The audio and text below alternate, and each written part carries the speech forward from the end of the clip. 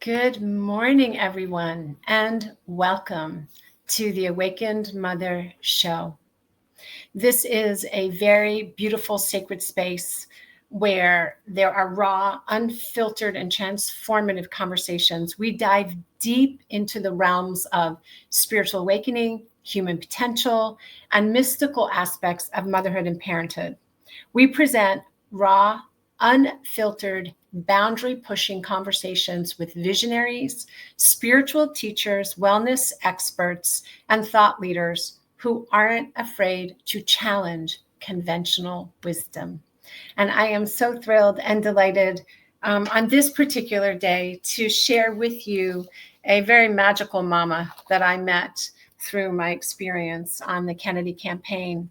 Her name is Jacqueline Capriotti, and she is a small business owner, passionate advocate, and co-founder of Health Revolution USA, a health-focused consulting firm specializing in PR, political and marketing strategies, campaign consulting, event production, and coalition building. Jacqueline's advocacy journey began as a caregiver for her two children, both diagnosed with cystic fibrosis, plus multiple related and unrelated co-morbidities. Her son's battle with chronic pancreatitis, which left him unable to eat by mouth for 2 years and frequently hospitalized, inspired her to co-found the Foundation for Childhood Pancreatitis. She also served as a board member for the Cystic Fibrosis Foundation, Greater New Jersey chapter, where she played a key role in helping the Cystic Fibrosis Foundation launch the CF Caregiver Support Initiative in New Jersey.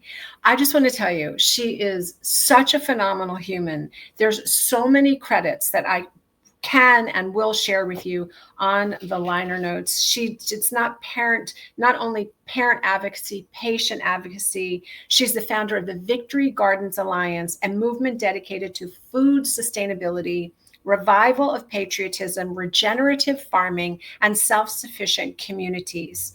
She believes that the intersection of nutrition, environmental health, community collaboration, and medical advancements is key to reversing the chronic health and challenge illness epidemic. She played a pivotal role in RFK Jr.'s presidential campaign, leading community outreach efforts for the chronic illness population and running successful grassroots initiatives. She coordinated the Kennedy Victory Garden Project and elevated Farmers for Kennedy, amplifying health and sustainable policies within political platforms. I'm going to bring her to the stage right now because there's so much that we are going to talk about. And I just want to say, welcome, Jacqueline, and thank you for your extraordinary work. Thank you. Thank you so much, Wendy, for inviting me to come on here. Oh my gosh. Well, from the minute that I met you and I just listened to you on our Zoom meetings, I was like, I just love this woman and I want to learn more about her and have other people learn about all that you're doing. I mean, your bio is just chock full. Public relations, grassroots coalition building, policy development. You've been at the forefront of initiatives that challenge the status quo, which just dovetails with the Awakened Mother show. And you push for meaningful health reform. And there's a saying, and a child shall lead us. And I think about my work really and truly, not that I wasn't always pro-child and pro-health prior to becoming a mom. But when I became a mom, it was as though that inner compelling desire for a better world for our children and the next 7 generations was just like on steroids, like on Miracle-Gro.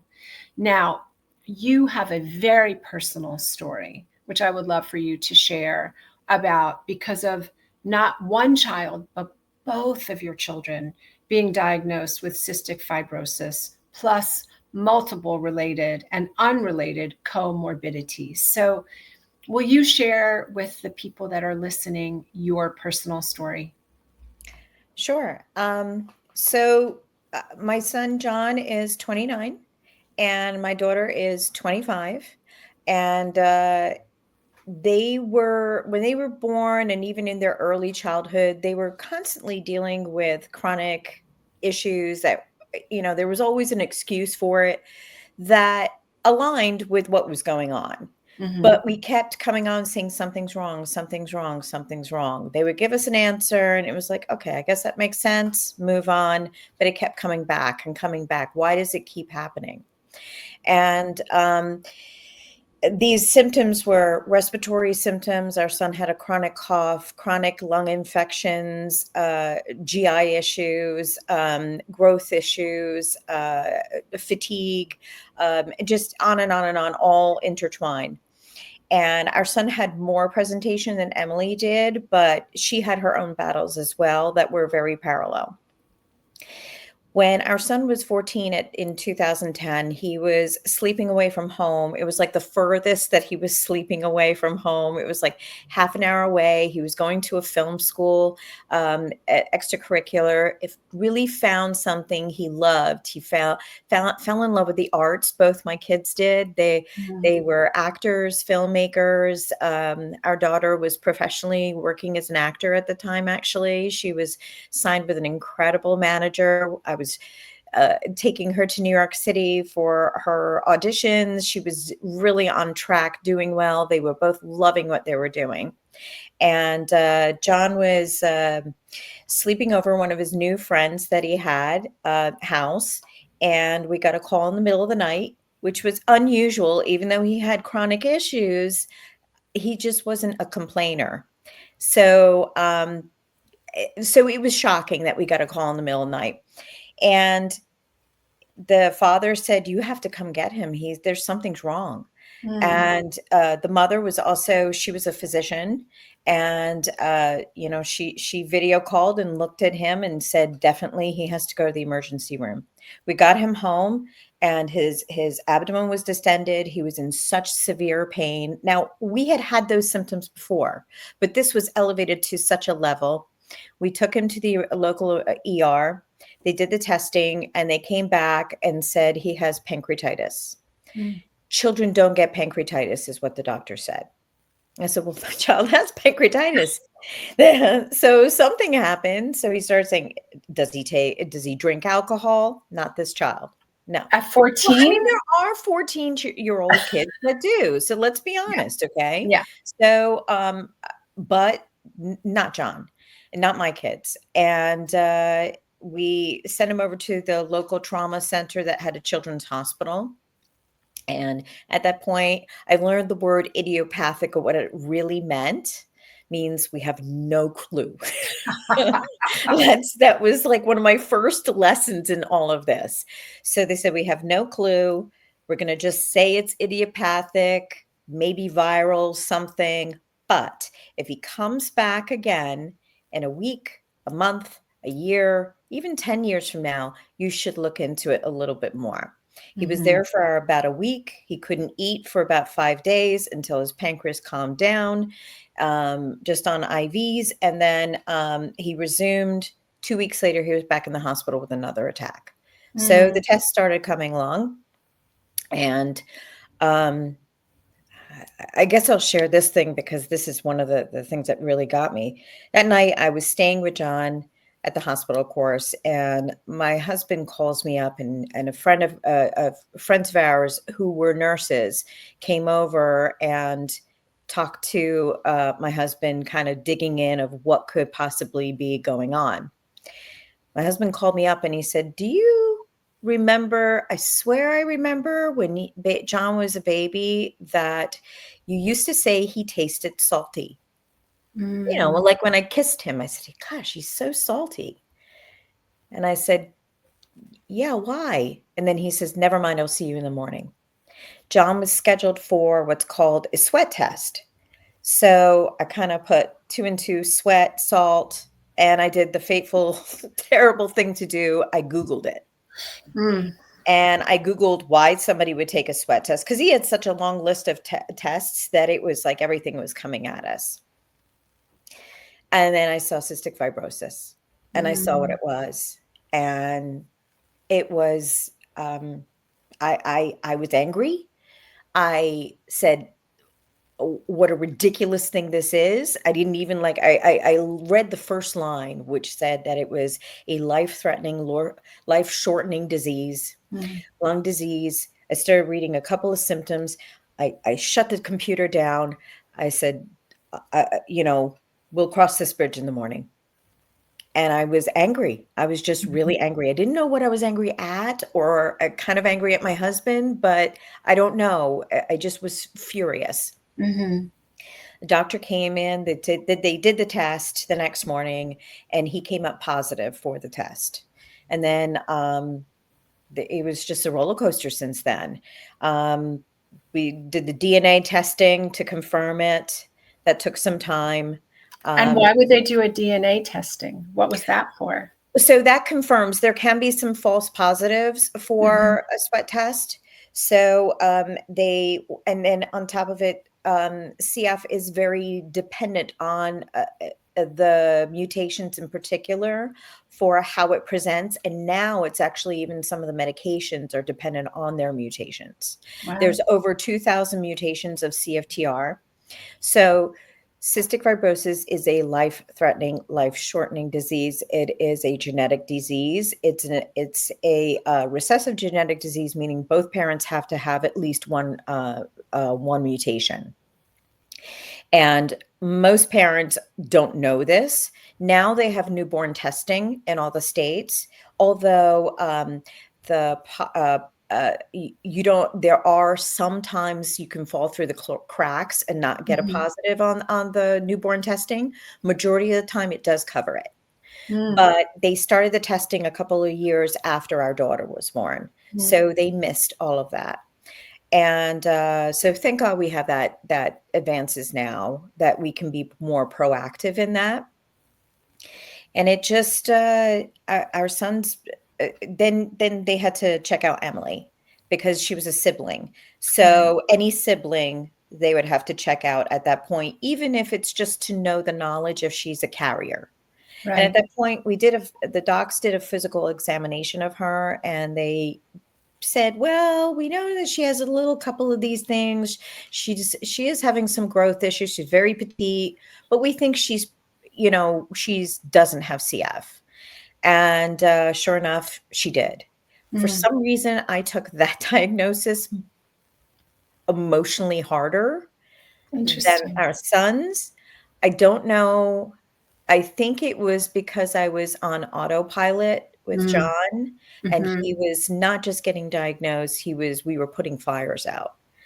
And then when I was actually working at the time, so we were balancing between, I was working at a dermatologist's office. I'm a medical esthetician by trade.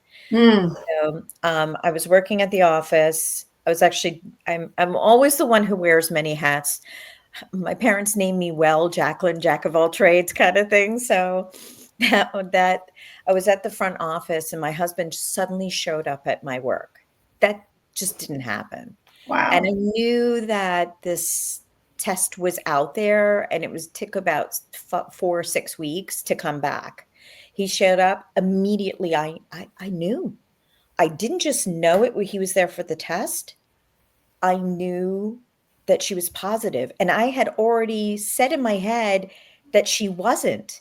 But for some reason, and it wasn't like the look on his face, he had this very kind of calm, almost like a smile, trying to ready to calm me down. He got me outside, and I had one of, I guess, my many Steel Magnolia in terms of endearment moments type of things where I broke down. So it was devastating. It really was. And at that point, it was like, how do you make sense of something like this? Although it made sense of the history of what they were dealing with, it's hard.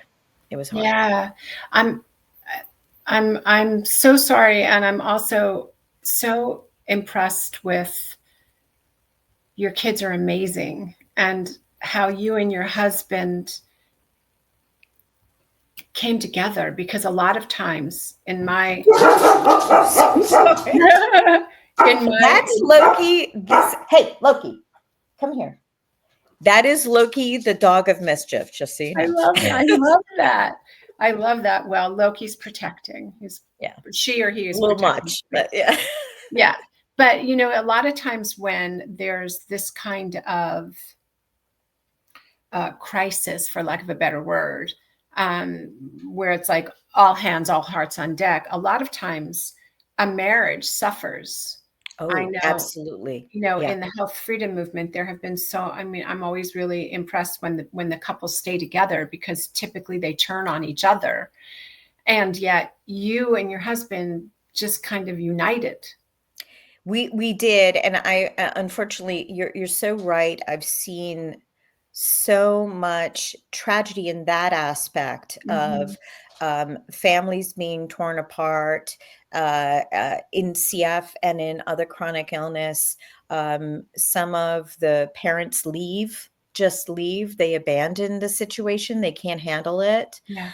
And this it actually made us stronger. We came together, and at that point we just made the decision to really be as better parents and better spouses for each other. We looked at it as like we had no choice. So and thank God we did. And he's just a wonderful husband, a wonderful father. I think of his role in this. He has to constantly work to try to keep the roof over our heads, which has been a challenge. It's been a major, major challenge. We've almost lost our homes several times due to, finances from going through all of this. One of the things that, one of the first things, then when we finally did our outpatient office visit for this, one of the first things that the doc said was, this was before Emily was even diagnosed, was your son has one of the most expensive diseases that one could have. It was almost so weird. It was almost like a congratulatory. Congrats, your kid has a really expensive, one of the most expensive diseases. Not that he said it. It just felt like a bizarre delivery. It was like, did you have to tell me that right now? Right. In the first paragraph of just us meeting, was that necessary? But it is true. It really is. And, my husband's always got Ron has to constantly be in fear of, is my company going to downsize? Am I going to lose my job? We need the insurance so desperately for the children. We need to be able to manage this household. And he works at home, but he's in that office constantly. And I really do see that fear and that stress and that anxiety on him constantly. We have very different personalities. He's American, Italian, Sicilian, from South Philly, exactly like you can imagine. He's just my Auntie Jean from England. When she met Ron, she says he's very passionate. I said, "Oh, is that what we call it?" But he is so wonderful because he loves us so much. He really does. He loves us so much, and he just wants to be, as good as he can be for us together. And he does. He puts his best foot forward. And then I'm the peacekeeper. I'm the keep calm, carry on type of thing. So I inherited a little bit of that from my dad's English side, that I have to keep that. When I fall apart, that's what showers are for. So, that's what the car is for. I can go crank up my music and play those songs that I know that are going to hit me. So this way I can get it out so I can function when I have to. Yeah. It's a lot to carry. It is. I mean, I really hats off to you, because it is a lot. It's a lot to carry. I mean, and you think about, in the 25 years that I've worked with families, I think about, especially when you become pregnant or you're going to adopt, or however your process is, you have all of these dreams. just like when you get married, right? You have these dreams of what you want your life to be like. And then life shows up and it's different.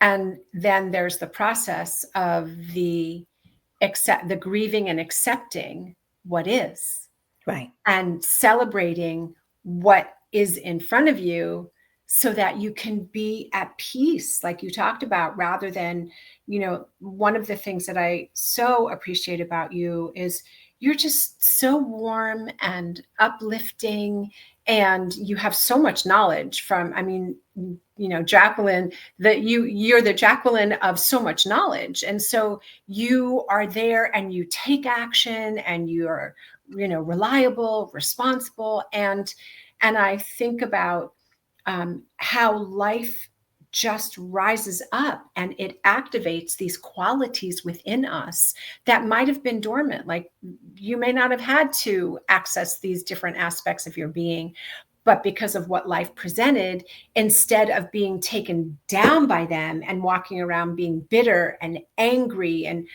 mad at the world, you made a decision. I'm sure there was a moment when you were faced with, okay, so I can either walk around this way, or I can choose to be what you've chosen to be and take action, the advocacy, the coalition building, the, being present in all the ways that you are,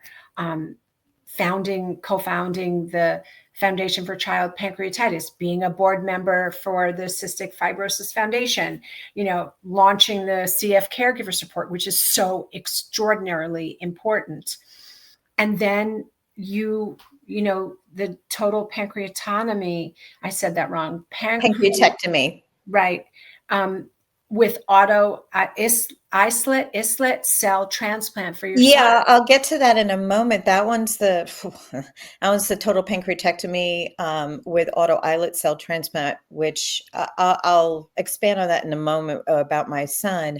If you don't mind, I'd love to read a poem that a parent gave me at the very beginning when I was trying to process you go through grief. Yes, exactly. It's the stages of grief. And I was so blessed with parents and caregivers and advocates and patients, incredible patients that step forward within the community and the communities of chronic illness, but in the community of CF. And they just really, I have great friendships to this day. But one of the moms gave me this, and I don't know if you've ever heard it. It's called Welcome to Holland.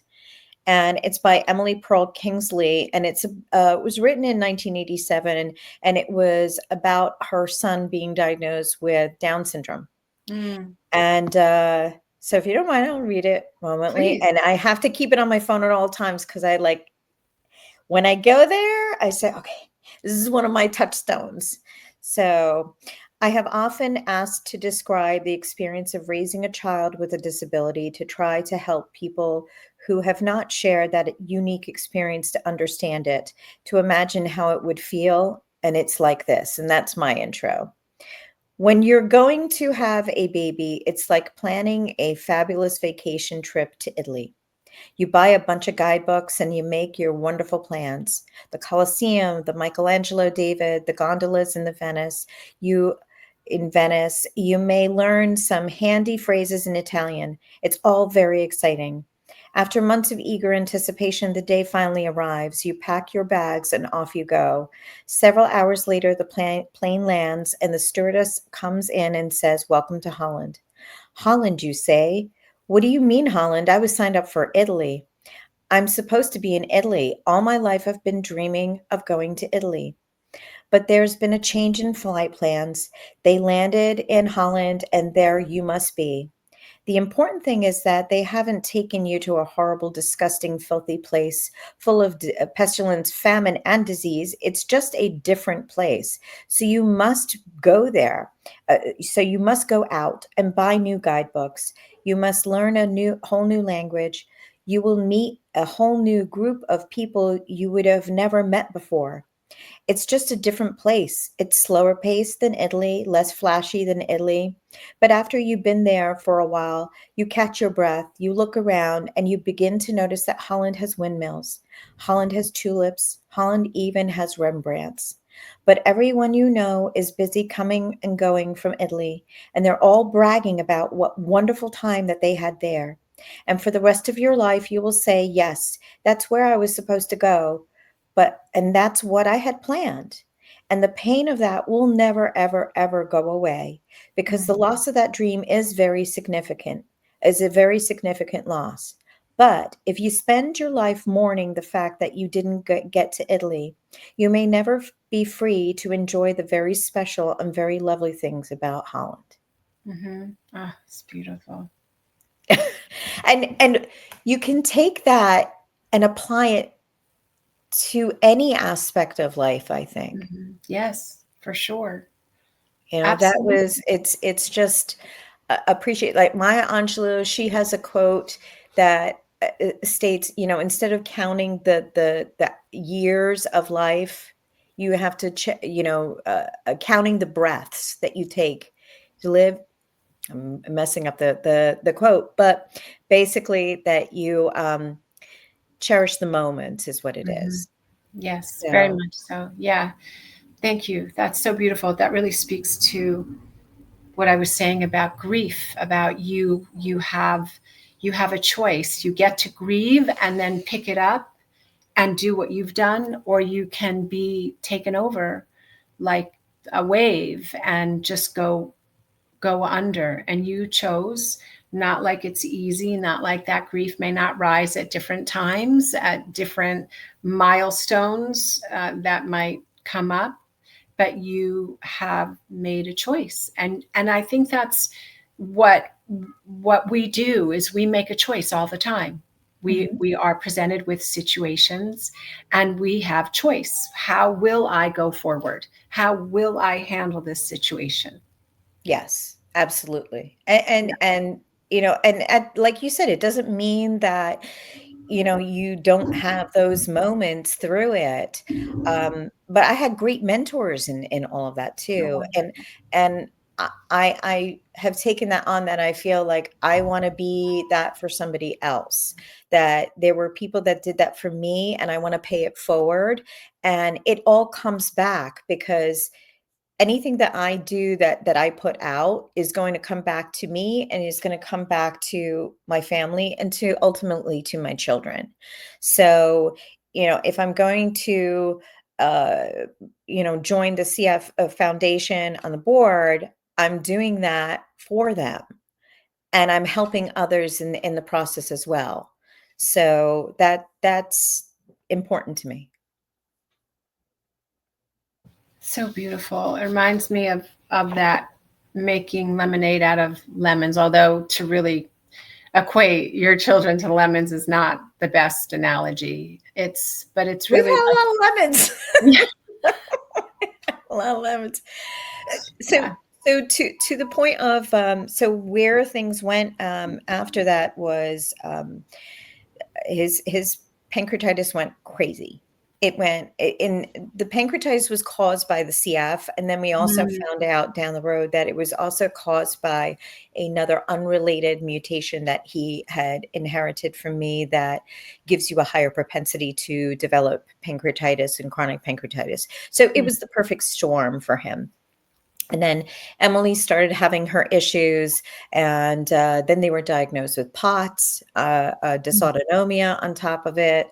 Found out he had an autoimmune thyroid disease, and the docs kept blaming. It was like when you have one massive disease, it was like, well, what about this? Oh, it's because of that. What about Mhm. this? Oh, it's because of that. Are you sure? Shouldn't we be testing as something else? And I hated that. Like I hated a new diagnosis was always like, because they just kept starting to pile up. And I do think that many of those diagnoses, like the thyroid, like all of those things, I don't know, but I'd like to know as far as, all right, look, I'd like to know what the source is. Mhm. Is it diet? Is it our environment? Sorry, he's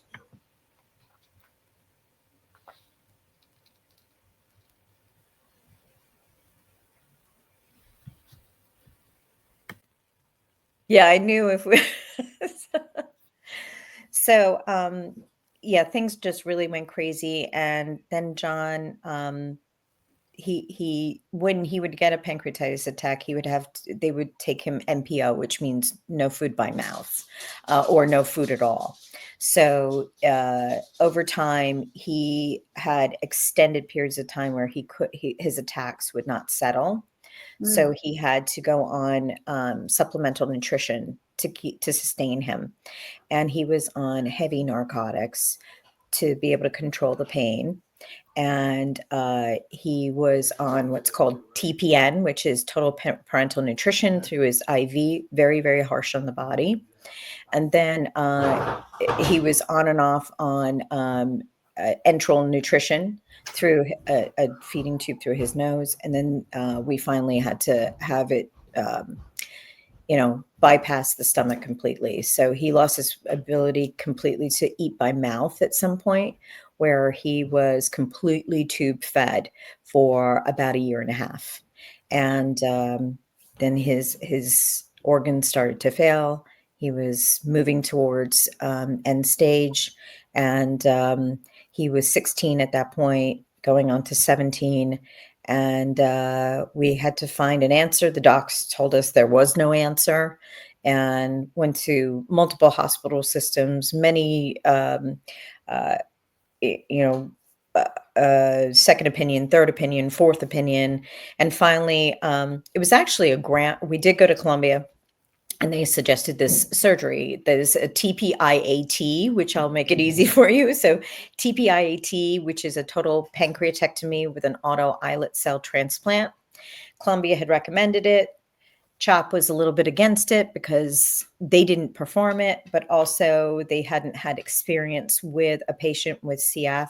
So there were so many unknowns there. It mhm. was very high risk. It was a life-threatening surgery itself.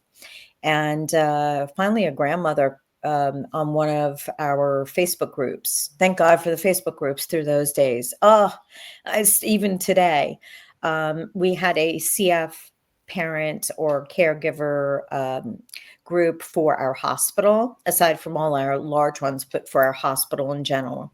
And it was such a wonderful, supportive group. Like, we used to kid around, and you got to use humor. Who's in Club Med right now? Who's in the ER?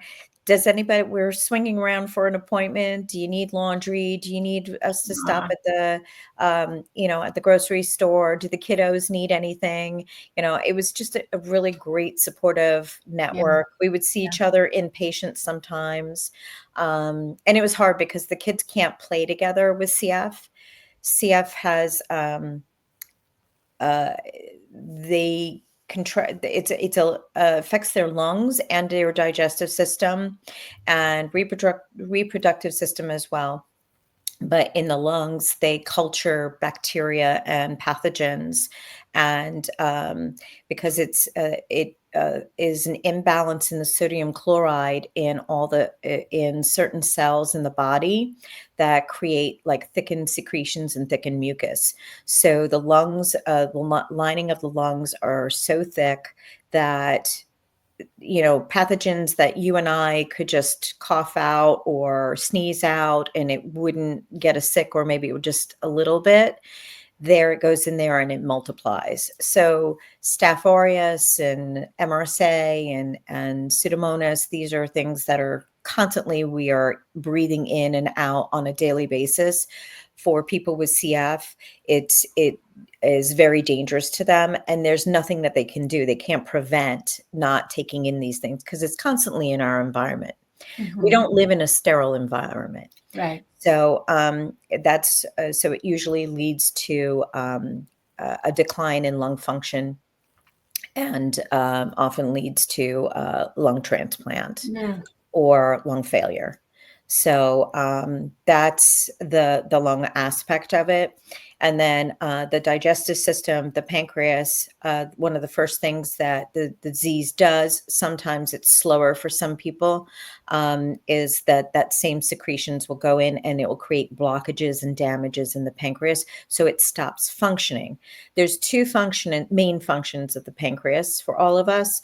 One of them is it creates digestive enzymes, which is amylase, lipase are the two main ones, but there's tons of other ones, but those are the main ones. And that helps break down life-sustaining vitamins, A, D, E, K, and other minerals and vitamins that are fat soluble. So those enzymes break down fat, so this way we can take it in from our food or even from supplements. Without those enzymes, without being able to produce those enzymes, you will literally just, it'll go right through you. Okay. So, and you won't be able to absorb these enzymes, these vitamins, which would lead to certain death and serious health conditions, which would lead to death if you can't process them. So it becomes pancreatic insufficient. And there is an increase in pancreatic insufficiency in people who don't have CF and who don't have pancreatitis. And that is something that should definitely, they are starting to study it. People are being prescribed, these enzymes that the CF Foundation were instrumental on getting created, and they invested in it many decades ago, but now they're helping many people across the board. So that's one aspect of it. The other aspect is it houses islet cells. Our islet cells, ISLET, is what produces insulin.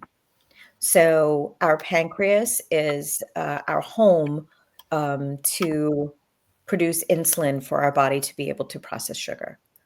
So without your pancreas, that's why pancreatic cancer can be so deadly. It is not just the cancer; it also takes away these functions on your body that you need to be able to live.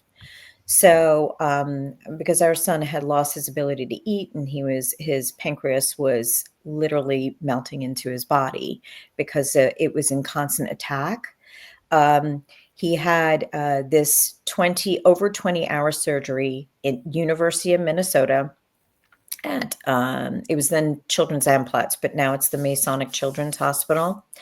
And the great surgeon, Dr. Chinicolta, he had removed his pancreas, his spleen, his gallbladder, did a partial tracheostomy. So they resected his small bowel, and then rehooked everything up. But when they took the pancreas out, they harvested his islet cells out of his own pancreas. It's about a 6-hour process in a lab that was in St. Paul, came back in a blizzard, came back to the table, and then they infused it into his liver. So our son's liver now houses his islet cells and produces insulin. And after, some time and some rehabilitation, and now this is like 12 years later, I think it's 12 years at this point, he is only on 4 units of long-acting Levemir a night, and he doesn't even need short-acting at all. He's a miracle. It is a miracle, and he is a miracle.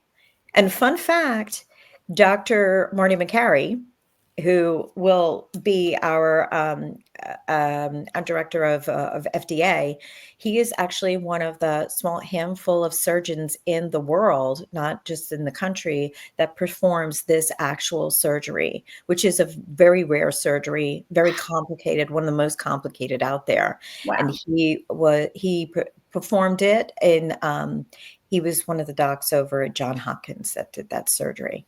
Brilliant.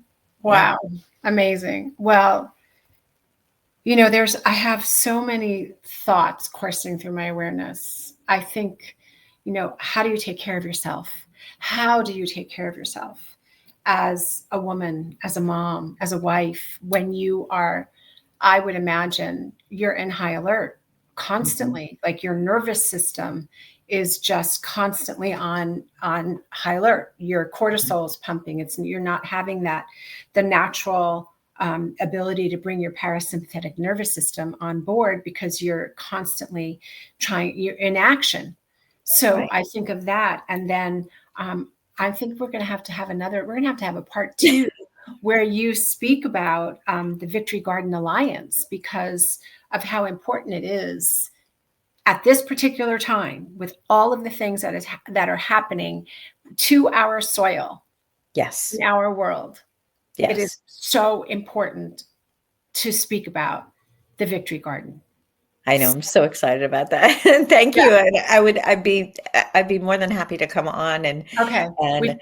have lots of fun with that one, because we have a lot going on I know. a lot going on with that. Yeah. So, yeah, as far as self-care, I didn't take care of myself at Right. first. I lost myself. I gained a lot of weight. I started getting a severe rosacea in my skin, and I'm an esthetician. I'm just like, no. I went into menopause at 42. Wow. It was, I had adenomyosis already, so that I had Which battled is, with. Adenomyosis is endometriosis interna. So it's inside the uterus. So the buildup of endometrial tissue builds up inside the uterus, and it causes extreme, you know, constant menses is what it does. oh my goodness. So, yeah, I dealt with that since from the beginning of 14, like right at the beginning. So, and I had chronic migraines that I developed after I gave birth to our daughter. I had a leak in my epidural, and I was plagued with complex migraines. At the beginning, I had some petit mal seizures that I was dealing with, auras. And that was when she was born. And so I already had these underlying type of issues going on. And I also dealt with fibromyalgia. I was actually diagnosed at 17 with fibromyalgia, which I think is astounding. Like, I'm 54 now. So I look back and I'm like, wow, I had a doctor who Was that aware back? yeah, it Yeah. was aware of Wow. that. So I had dealt with that. But then when all of this stuff came on, all of that just piled on. So my migraines were actually getting a little bit better before that. Things were Mhm. getting a little bit better. I had a procedure to address my adenomyosis, which was successful. But then this just threw everything over the edge. So my hormones got out of whack, and everything was crazy. And I was living in the hospital. My son was hospitalized about a third of his life Mm. in his teen years. Our daughter was hospitalized about 1 to 2 times a year. And when I say hospitalized, I don't mean like a day. I mean like 2 weeks, 4 weeks, 3 months at sometimes. So, and we were mostly at Children's Hospital of Philadelphia. You're sleeping on a sticky, cold, pull-out, bed there all the time, and you're eating out of the cafeteria, which they had some good choices there, but I didn't care. It was like, oh my God, the specialist is coming. I Right. gotta go grab something. I can't miss the Right. doctor. I can't miss the Right. rounds. And I was drinking energy drinks like Mm. like crazy, because I was trying to be able to be aware and up, and I had no kind of guidance on that. And yeah, my health really took a turn. It really Mm. took a turn, and I kept putting it off the back burner. And then a little bit before 2020, I had a gastric sleeve done because I had gained an astonishing amount of weight. And I had a gastric sleeve done right before before the pandemic, and it was that point I had committed to, okay, I'm going to change my habits. I'm going to start doing something for myself. If I'm going to do such a major surgery, I have to commit to it. I can't go back to my old habits. So I did make a big change in that. And then when I had come on to the campaign with Kennedy, that just really, I felt like more awareness of things, and not just awareness. I was very aware of all of these, but it was more taking responsibility for myself and just Mhm. empowering myself through it. Mhm. And being also, if I was going to be a leader in this movement with, RFK Jr. and now the Make America Healthy Again movement, I do want to be a better citizen for myself and an example for others. Now, I still got a lot of work to do on Don't myself. we all? I It's know. I'm always this tired of the sugar. constant, I have it's to work not. on that one. Yeah. So, that's something that I'm conscious of it, and I'm Right. making these little changes. Like, I love my sugar in my tea every morning that I have like 4 cups of. Helps my migraines. I do have good tea, but I I got, like, little understand. sugar cubes because then I can measure it. And I used to do 5 sugar cubes, so now I bring it down to 3, and then I'll leave 1 out or leave it all out. So I can see what I'm doing, and I have, like, a little bit more control over what I'm Yeah. doing. So, Well, it's so fascinating.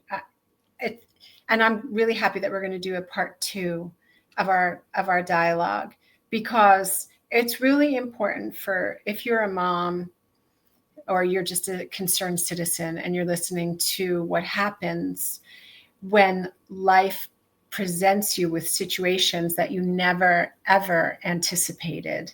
From, you're, like I was saying, you have these dreams about your life or about that poem. You think you're going to go, you plan on going to Italy and you end up in Holland. And then, then there's the presentation of, in order for me to be present for those loved ones in my life, I have to take care of myself. yeah. So you needed to do that for your kids when they were spending so much time, even though it was really hard to do. And you're constantly like in, complete urgency and emergency mode.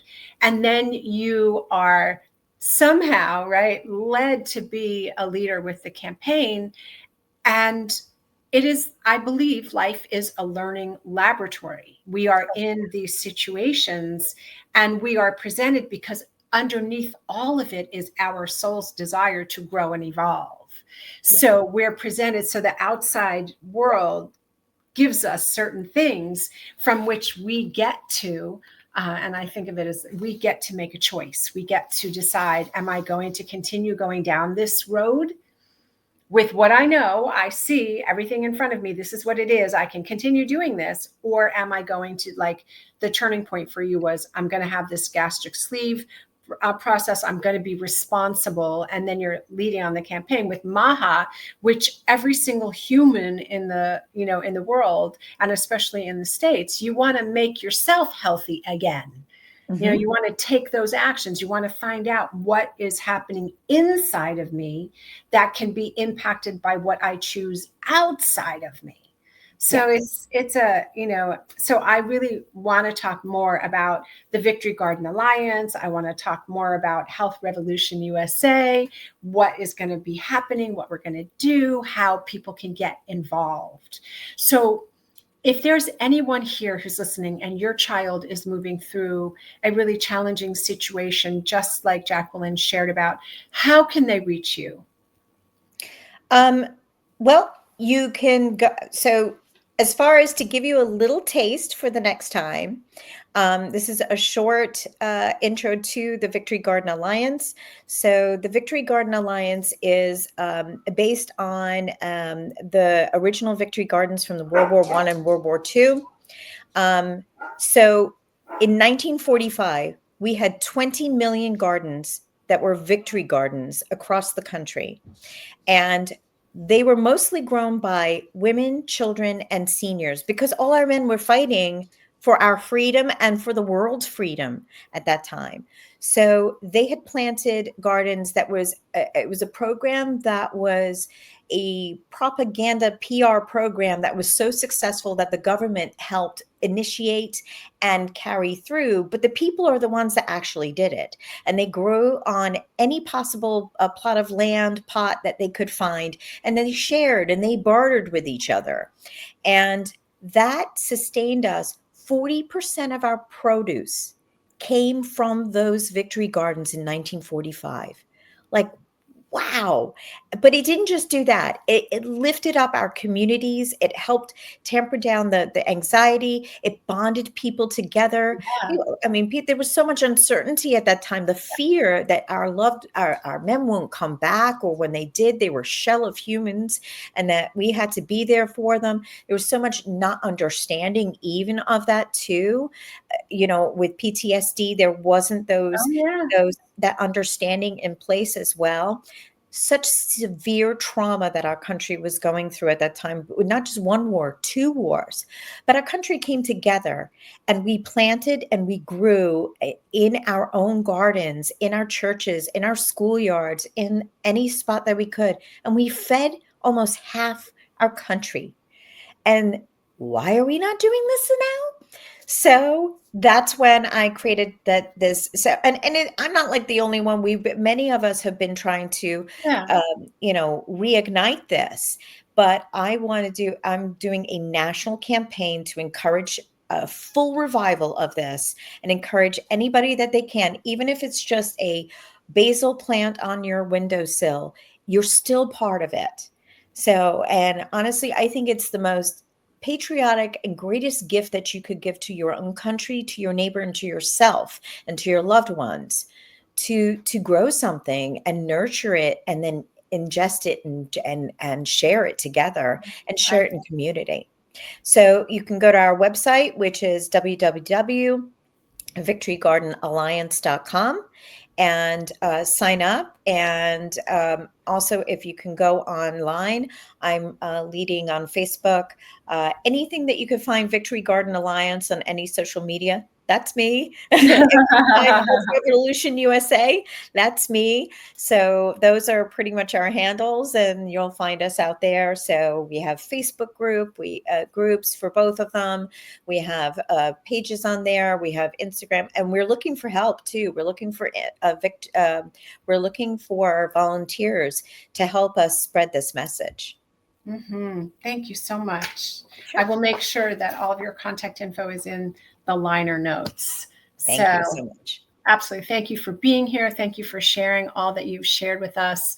And so all of those that are with us for this beautiful, magnificent episode of the Awakened Mother Show, stay tuned. Make sure you subscribe, share with your friends, and remember that you are loved beyond description, powerful beyond measure, and a force for good in the world. So go forth and spread your goodness, and we will see you at the next Awakened Mother Show. Bye for now.